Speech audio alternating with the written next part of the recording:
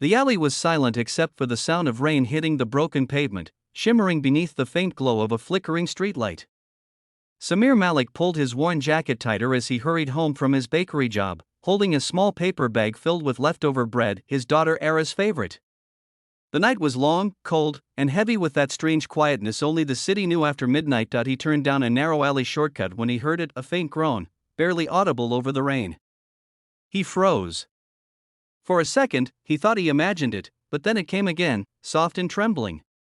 He followed the sound, and under a pile of scattered boxes, he saw her daughter, a woman in a blood-stained police uniform, clutching her side, struggling to breathe. Her face was pale, lips trembling, eyes darting between fear and pain. "Hey, hey. You're hurt," Samir said, kneeling down. Her voice was weak but urgent. "Don't call anyone. Please." He hesitated. She looked terrified, not just injured. "You need a doctor," he insisted. "No," she gasped. "If they find me, I'm dead." That was all he needed to hear. Without another thought, he lifted her into his arms and carried her through the rain. She was light, her head resting against his chest, whispering something he couldn't make out before she lost consciousness. When she woke up the next morning, she found herself lying on a couch, wrapped in a blanket that smelled faintly of flour and cinnamon. A little girl sat nearby, drawing with colored pencils. "Papa said you got hurt," the girl said brightly. "Are you a superhero?" The woman blinked, dazed. "Not exactly." Samir appeared from the kitchen, holding a cup of steaming chai.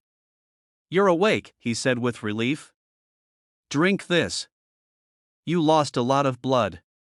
"Where am I?" she asked. "My home," he replied simply. "You were bleeding. I couldn't just leave you there." She tried to sit up, wincing. "You shouldn't have brought me here. They'll come looking." "Who?" She hesitated, then said quietly, "People who are supposed to protect us." Over the next few days, she said little. Samir learned her name was Naila. Era, his daughter, quickly grew fond of her, calling her Auntie Blue because of her faded uniform. Slowly, Naila began to smile again, reading to Era, helping her with homework, and pretending to be fine. But at night, Samir could hear her crying quietly when she thought no one was listening. One evening, while Era slept, Naila finally spoke. "I was a police inspector," she began, staring at the rain outside the window. "I found out some officers were working with a drug network. My team, my own men. When I tried to expose them, they turned on me. They framed me, chased me, shot me, and left me in that alley." Samir clenched his fists. "You can't go back to them." "I can't run forever either," she whispered. "But I have no proof left." Samir thought for a moment. "Maybe you don't need to run. Maybe we find a way to expose them again," quietly. Her eyes met his. "You're a baker. Why risk your life for me?" "Because someone once saved my daughter when I couldn't.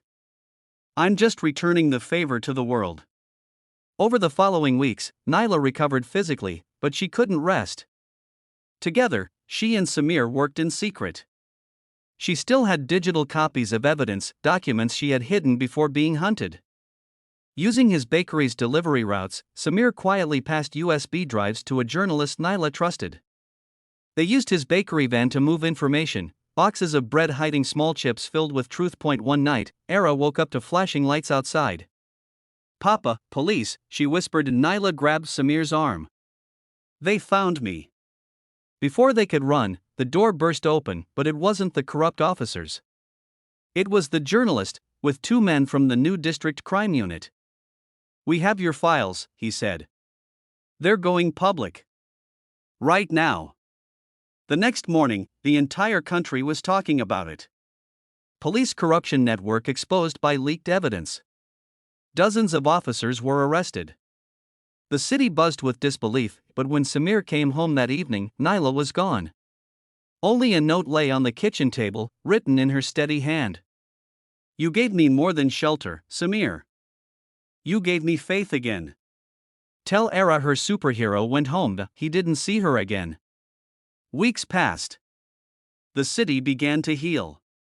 The police reformed, and the corrupt officers vanished behind bars. Samir returned to his bakery, though sometimes, he caught himself glancing at the door every time it chimed, hoping. Then one evening, as the golden light of sunset filled the shop, a familiar voice spoke from behind him, "You still bake the best bread in the city." He turned slowly. There she was, no uniform, just simple clothes, hair shorter, a faint scar above her eyebrow, but the same steady fire in her eyes. Era squealed. "Auntie Blue." She ran into her arms. Nyla laughed softly, then looked at Samir. "They offered me my badge back. I'm leading the new Internal Affairs Division. But before I said yes, I wanted to thank the man who reminded me what justice really means." Samir smiled, eyes warm. "Justice starts with kindness. You just needed a little reminder." The rain began to fall again outside, tapping gently against the bakery windows. But this time, it wasn't lonely because that night, 3 souls stood under the same roof, each one proof that sometimes, courage doesn't wear a badge, sometimes, it just carries bread through the rain, and stops to save someone the world forgot.